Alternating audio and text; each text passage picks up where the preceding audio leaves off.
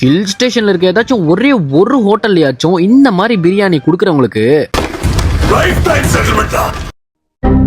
தம்பி ஹைப் அதிகமா இருக்குன்னா நம்ம இப்ப வரைக்கும் போன ஹில் ஸ்டேஷன்ல ஒரு வாட்டி கூட சாப்பாடு நல்லா இருந்ததா சரித்திரமே கிடையாது. And நான் மட்டும் இல்ல, என் கூட இருக்க எல்லாருமே இப்படி புலமே நான் கேட்டிருக்கேன். என்னதான் நான் சென்னையில நிறைய கடையில சாப்பிட்டு இருந்தாலும் இதே டேஸ்ட் அங்க எதிர்பார்க்க கூடாது, தப்பு தான். சரி, அதெல்லாம் விடுங்க. இப்ப நம்ம கதைக்கு வருவோம். இந்த பாத்திரத்தையும் இந்த அரிசியை ரெண்ட் எடுக்கிறதுக்கு அந்த கடைக்காரர்கிட்ட 1.5 மணி நேரம் சண்டை போட்டு வந்தோம். ஏன்னா அவருக்கே நல்லா தெரியும் அங்க மட்டும் தான் அது கிடைக்கும்னு. அதனால எங்களை வச்சு செஞ்சுதான் அனுப்பிச்சாரு. ஏன் தெரியல. ரீச் ஆயிட்டு ஃப்ரெஷ் அப் ஆயிட்டு பசங்க தன்னால எல்லா வேலையும் பார்க்க ஆரம்பிச்சாங்க. ஏன்னா பசி. சாமியை கும்பிட்டு நெருப்பு ஏத்தி அடுத்தடுத்த வேலைகளை டக்கு டக்குன்னு டைமுக்கு பார்க்க ஆரம்பிச்சோம். ஏன்னா பசங்க செட்டிங்கா சைட்ல எல்லா பொருளையும் வச்சு நின்று இருந்தானுங்க. வெங்காயம் வெந்த உடனே மசாலா போட்டுட்டு அது மேல சிக்கனையும் போட்டு கொஞ்ச நேரம் சிக்கன்ல இருக்க தண்ணியை மசாலால ஊற வைக்கிறதுக்காக அதனால பிரட்டி விட்டோம். ஃபைனலா அரிசியை போடணுன்றதுக்காக அளவு தண்ணி கிளாஸ்ல அளந்து ஊத்திட்டு அரிசி அரவே கடை வேகிற வரைக்கும் வெயிட் பண்ணோம். அந்த கேப்ல ரேகன் பையன் ஒரு நல்ல ஐடியா கொடுத்தான். வாழை இலையில வீடியோ சூப்பரா இருக்கும்னு சொல்லிட்டு நம்ம யோகேஷ் பையன் தான் நமக்காக கஷ்டப்பட்டு எடுத்து கொடுத்தா. ரொம்ப நன்றி பையா. இலையை கழுவிட்டு வந்து பார்த்தா அரிசி அரவே கார்டுல இருந்தது. கரெக்டான டைம்ல நானும் நரசிம்மாவும் சேர்ந்துட்டு மேலே கீழே தம் போட்டு வச்சிட்டோம். ஆசா மாடி எல்லா பொருளையும் எடுத்துட்டு வந்து வச்சுட்டு இலையில கூட்டி அந்த பிரியாணி ஸ்மெல்ல பாக்கணுமா. அதுக்கே பசங்களுக்கு சரியான பசி. கொஞ்ச நேரம் வெயிட் பண்ணுங்கடா, நான் வீடியோ எடுக்கிறேன்னு சொல்லிட்டு வந்தியில உட்காந்து சிக்கனை பிரிக்கிறேன். சரியான சாப்பிட்டு பச்சடியே இல்லாம ரைஸோட சேர்ந்து ஒரு பைட்டை வைக்கிறேன். சரியான டேஸ்ட்.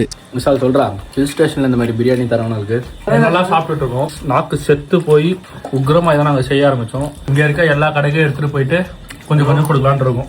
பிரியாணி அப்படிதான் இருக்கணும்னு சொல்லிட்டு உண்மையை சொல்ல போனா 2 நாளா செத்து போன நாக்குக்கு நான் அப்பதான் உயிர் கொடுத்தேன். Special thanks to us. ஏன்னா நாங்க எங்க மேல வச்ச நம்பிக்கைனால மட்டும் தான் இந்த பிரியாணி நல்லா வந்தது. And man of the match cook குக்கு தான் போவோம். ஏன்னா ஸ்டார்டிங்ல இருந்து பையன் கண்ணு எரிச்சல்ல வெந்து போய் நின்று கடைசியில இலையில பிரியாணி போடுற வரைக்கும் பையன் நமக்காக ஹெல்ப் பண்ணா. அவனுக்கும் நம்ம பசங்க எல்லாருக்கும் சேர்த்து இந்த வீடியோ வழியா ஒரு thank you and love you guys.